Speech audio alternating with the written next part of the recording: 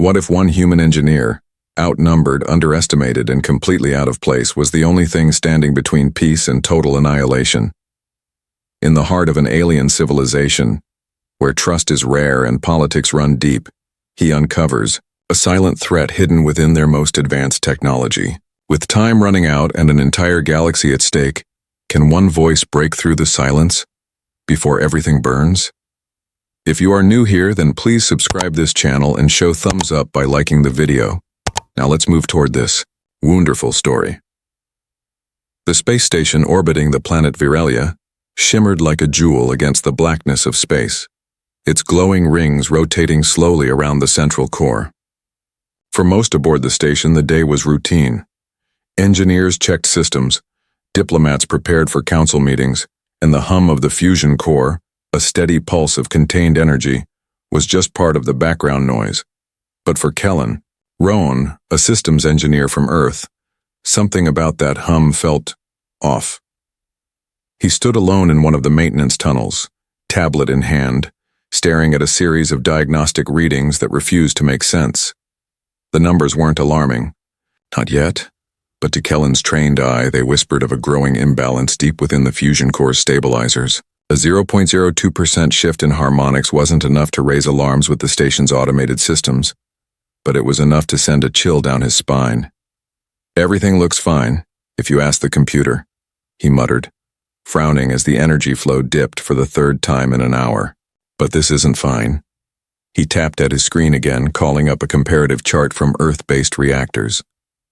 The fluctuations matched a failure pattern he had seen once before, on an older Earth station, just weeks before its power grid collapsed. It was a memory that still haunted him even years later. Behind him, the soft chime of the hatch opening made him straighten.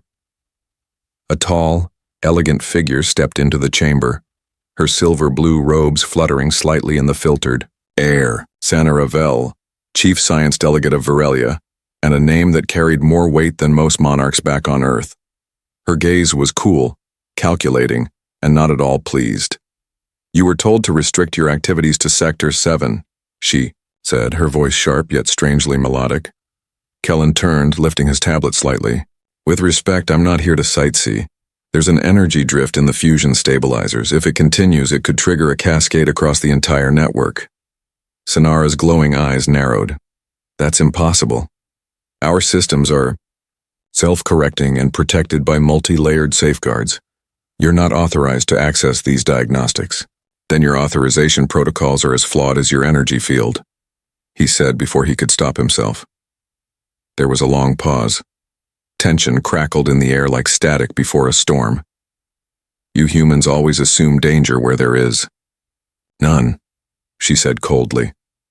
"Your understanding of our fusion technology is limited. We've perfected it over centuries." Kellen met her gaze. "And yet, the readings don't lie." Sonara stepped closer and took the tablet from his hands, her long fingers moving quickly across the interface. He watched her expression shift ever so slightly, something between surprise and annoyance.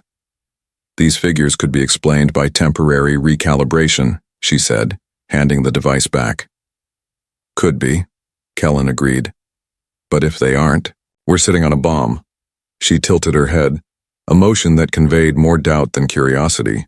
"Your opinion has been noted, Engineer Roan, but your presence in restricted zones is a violation of your agreement. I suggest you return to your quarters." As she turned to leave, Kellen spoke again, quieter this time. "Look, I know I'm not part of your inner circle. I'm just the human guy who came to help with quarterly checks. But I've seen this before. These little changes, they're like a whisper before the scream. Don't ignore them." Sonara paused at the door but didn't turn. "We will review the data, that is all." Then she was gone. Kellen sighed and rubbed the back of his neck. He hadn't expected to make friends, but he had hoped someone might listen. Especially now. As the hours passed, he returned to his assigned duties, but his thoughts kept drifting, back to the readings. Late that night, he returned to the diagnostics hub.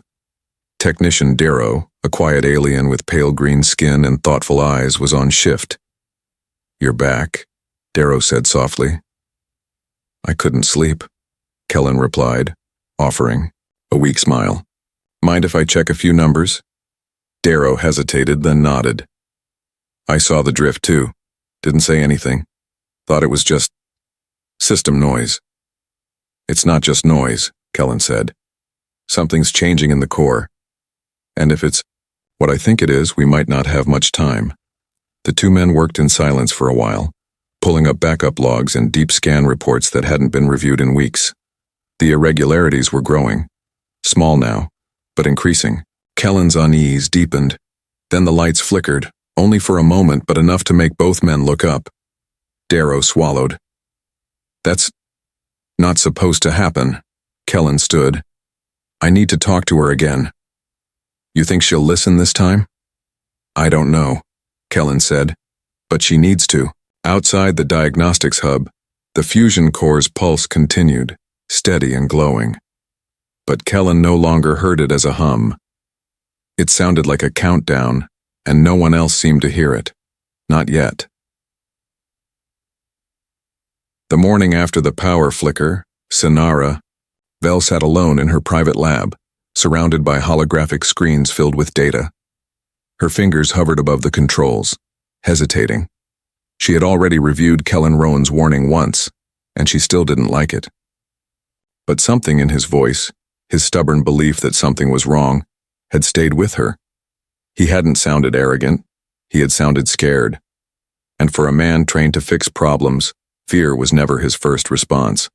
She entered a secure, command and authorized a full manual diagnostic scan just as Kellen had suggested. It took nearly 2 hours to complete, running deeper than any automated protocol the station normally used. When the final report loaded, Sonara leaned closer. Her breath caught. The scan confirmed an unusual pattern of fluctuations. Small, yes, but not random. The changes were spreading across different layers of the fusion matrix like cracks in glass, invisible until it was too late. She tapped her comms. Commander Thiel, meet me in engineering. Bring Engineer Roan, discreetly. Commander Thiel was Virelia's top security officer, a tall, broad-shouldered figure with skin that shimmered like steel. He distrusted humans by nature, and trusted engineers even less, but when Sonara ordered something, he didn't question her. Within 20 minutes, Kellen was standing beside her in the reactor's observation deck, looking both cautious and surprised. You ran the scan, he said, reading her expression before she spoke. I did, Sonara replied. And you were right. The disruptions are not normal, but we need to move carefully. If someone tampered with the fusion core, they may still be watching. Kellen nodded, the tension in his shoulders easing slightly. Then we need to find the source fast. This isn't just some technical fault, it's deliberate. Commander Thiel stepped forward. Are you accusing someone of sabotage, human? I'm saying someone with access has been inside the reactor's core systems. The logs are too clean, too perfect. Someone wiped their tracks. Sonara gave Thiel a sharp glance. He's not wrong, and if we're being watched, we can't trust open channels. We'll work from this lab only, no outside access. Over the next few hours, Kellen and Sonara dug into the reactor's command history, searching for anything unusual. They found a pattern. Every 32 hours, a hidden command activated a small shift in the core's stabilizer field. Nothing large enough to alert alarms. Just enough to tilt the system further out of balance bit by bit. Sonara stared at the logs, the implications turning her stomach. These commands use high-level clearance codes, she said quietly. Only members of the council and upper administration have access to these channels. Kellen looked up from his tablet. Which means someone powerful is behind this. Sonara gave a grim nod. We need proof, hard evidence. If we go public without it, we risk panic, or worse. Before they could say more, the lights in the lab flickered again, just once. But this time it was followed by an alert on Kellen's screen. Power fluctuation, he said. Sections 6 through 9 just took a hit. Backup systems are engaging, but it's spreading. Thiel's comm crackled with incoming messages. Non-essential systems are going dark, came a technician's voice. We're stabilizing. Now, but barely. Kellen stood. We're running out of time. Sonara's mind raced. Whoever was behind the sabotage had just escalated. Maybe they knew their actions were being tracked. Maybe they were pushing for a faster outcome. Either way, the timeline had changed. She turned to Kellen. From now on, you work directly with me. Thiel, I want him granted clearance to all engineering systems. Immediate effect. Thiel looked stunned. He's not even one of us. He may be the only one who can save us, Sonara said. That evening, while the rest of the station buzzed with quiet fear, Kellen and Sonara worked in her private lab, running simulations, trying to reverse the damage. They sat close, eyes glued, to the growing pattern of failures, hearts pounding. Their voices stayed low, each sentence urgent but controlled. Kellen leaned back at one point, rubbing his eyes. I've never seen a system this advanced fail so quietly. It's genius, in a terrifying way. Sonara watched him for a long moment. You could leave, she said softly. Request to return to Earth. No one would blame you. He met her gaze. Not when lives are at stake. Not when we still have a chance to fix this.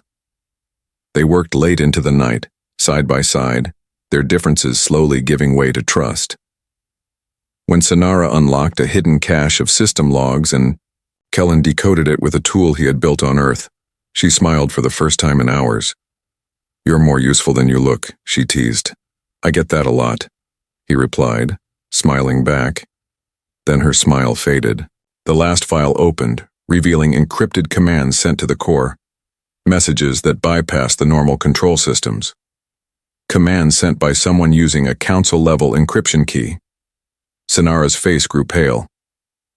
This isn't just sabotage, she whispered. It's treason. They both stared at the screen. The next command was scheduled to activate in less than 48 hours. Kellen spoke first. We don't have much time. Sonara nodded. Then we move quickly, and in silence. Kellen sat hunched over the control console, the glow from the screens painting his face in soft blue. His hands moved quickly, pulling data from the encrypted cache they'd discovered.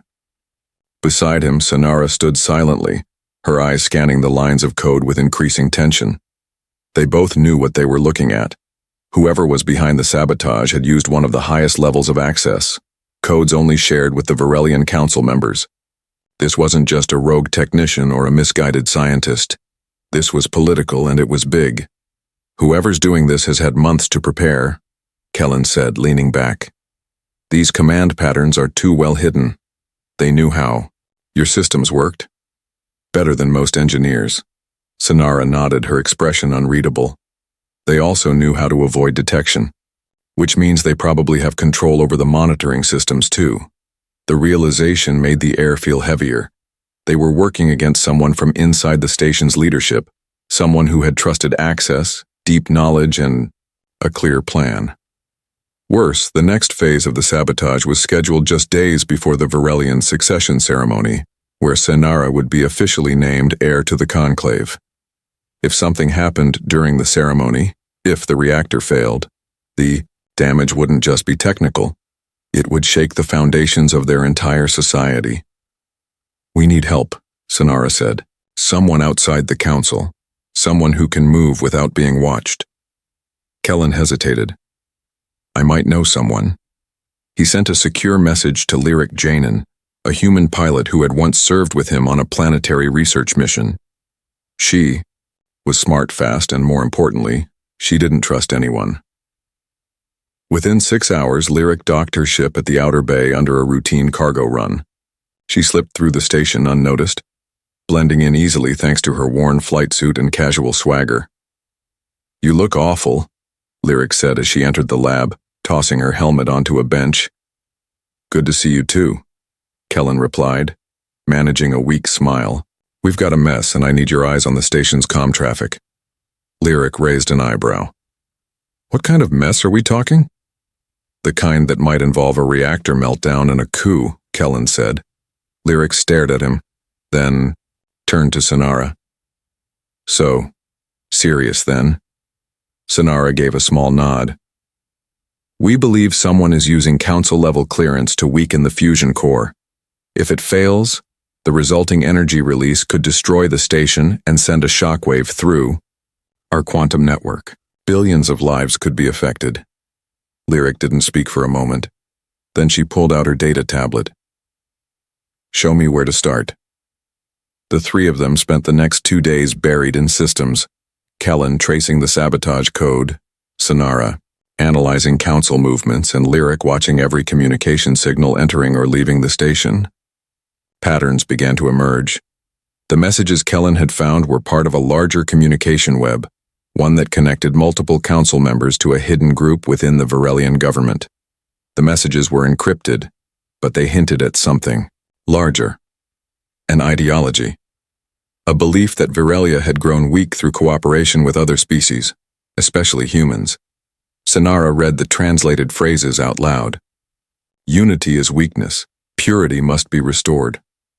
They're not just trying to stop your succession, Lyric said. They're trying to take over your entire system. Sonara's shoulders tensed. Admiral Rovan, she whispered. He's been advising the council on succession matters. He trained me, supported my education. But he's also been vocal about preserving Varelian traditions. You think he's behind this? Kellen asked. I think he's part of it, she said. And I think the next command they've scheduled is meant to trigger during the ceremony, when the station is at its most vulnerable.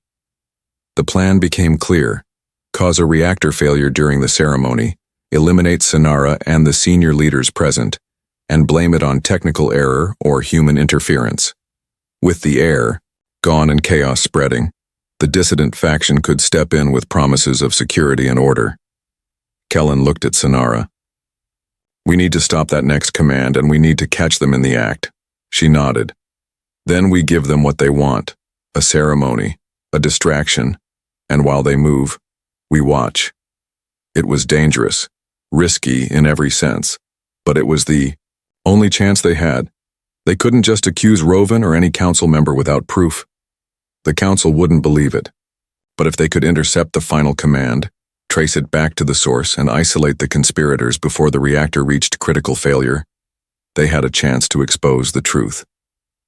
That night, as Kellen and Sonara reviewed their final preparations, the distance between them felt smaller. For the first time, they weren't just allies, they were partners. They had different worlds, different ways of thinking, but their goal was the same. Protect lives, stop the corruption, and make a future that didn't have to fear cooperation. I never expected to care this much, Kellen said, watching the reactor core's slow pulse on the screen. Sonara looked at him, her expression softer than he'd ever seen it. Neither did I. They stood in silence, knowing that the next sunrise would bring either peace or destruction. There was no turning back now, only forward, into the unknown. The crowd in the ceremonial hall of Virelia's grand station shimmered under soft lights, unaware that beneath their feet, a silent war was being fought. As music played and diplomats mingled, Kellen stood near the observation deck overlooking the reactor's control room. He wasn't dressed in anything fancy, just a formal black suit borrowed from the Earth envoy. But his mind was far from appearances. The timer on his tablet blinked steadily. 35 minutes until the next unauthorized command would enter the core's control systems. 35 minutes until everything could fall apart. Sonara moved through the crowd like a shadow, her regal bearing and white ceremonial robes drawing respectful nods and curious glances. But her eyes were fixed on the mission. The security team led by Commander Thiel was stationed near the council chambers, ready to move. Lyric was stationed in the network hub with a link to Kellen's feed, prepared to intercept the final data packet. Everyone had their role, and yet, for all their preparation, uncertainty lingered like fog. At the 30-minute mark, the signal activated. A disguised command wrapped in standard system updates slipped through the firewall and made its way toward the fusion core's stabilizers. Kellen's eyes narrowed. "We've got it," he muttered into his earpiece. "Lyric, isolate the transmission. Trace its origin." "I'm already on it," Lyric replied. "It's bouncing off several nodes, but I've got a lead. It's coming from a private council terminal, Sector 12. Kellen's breath caught. That's Admiral Roven's wing. Sonara's voice came through, calm but firm. I'm heading there. Stay on task. As she moved quickly from the ceremonial hall, Kellen returned his attention to the fusion core's systems. The command was subtle, brilliant even. It didn't force a failure. It shifted variables in a way that would cause the stabilizers to overcompensate. Within hours, the system would begin a chain reaction too deep to fix, unless they stopped it now. Injecting counter-sequence, he whispered, fingers flying over the screen, creating a loop that mimics the original sabotage pattern but leads to a safe state. It'll hold, if the real damage hasn't gone too far. Minutes passed like hours. Then came Lyric's voice again. Sonara's in. She confronted Roven. He denied everything until she showed him the command logs. I'm patching you into the recording. Kellen heard Roven's voice, cold and full of disdain. Our people were never meant to bow to humans. You brought them into our world. You made us weak. Sonara's reply was steady. You risked everything. Lives, peace, just to protect your fear of change. There was a struggle, sounds of footsteps, a crash, then silence. Sonara, Kellen called. I'm here, she answered after a moment, breathing hard. He's been detained. Commander Thiel is securing the area, uploading the final evidence to the council now. Kellen exhaled slowly. Then it's time to fix this. The next 15 minutes were the hardest of his life. Inside the core chamber, dressed in a radiation-resistant suit, Kellen worked manually to implement the safety protocol he and Sonara had developed. The Ronvel sequence, as the engineers had unofficially dubbed it, used a mix of Earth particle manipulation and Varelian harmonic balance to recenter the fusion field. Sweat dripped down his back as the heat and radiation pushed the limits of his suit. Warnings flashed across his visor, radiation exposure increasing, core stability, pending, time remaining, 8 minutes. Hold together, he whispered to the machinery, as if willing it into cooperation. Finally, the screens shifted, harmonics evened out, stabilizers recalibrated, and the core's pulse returned to its steady, peaceful rhythm. It's done, Kellen breathed. When he woke, he was lying in the medical bay, white lights above him and soft voices nearby. Sonara was seated beside him, her eyes tired but shining. You're awake, she said, her voice warm. The station is safe. The council has seen the truth. He sat up slowly, groaning as pain shot through his arms and back. Did we? We stopped it. You stopped it. Over the next few days, the full scope of the conspiracy came to light. Roven and several others were arrested. The data Kellen and Sonara had gathered was undeniable. The council issued public statements praising their bravery and calling for unity between species. But the real surprise came when the council summoned Kellen to a private session. Sonara was already there, standing proudly in her formal robes. High Counselor Idrin addressed him directly. Kellen Roan, he said, your actions saved not only this station, but the lives of millions. For that, we offer you 2 paths.